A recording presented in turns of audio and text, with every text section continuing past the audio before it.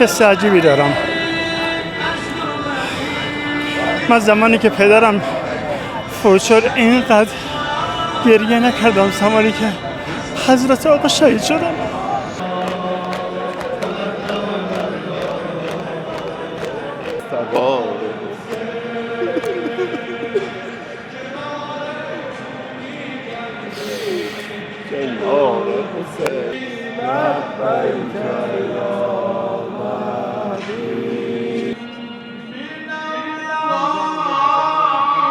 ما اومدیم با ایشون ودا کنیم، ولی انتقام خشونت ایشون رو ما قطعا خواهیم گرفت و همه این مردمی که اینجا هستن به انتقام خون رهبرشون اینجا اومدن و طبق گفته رهبرمون ما با آمریکا پدرکشتگی داریم.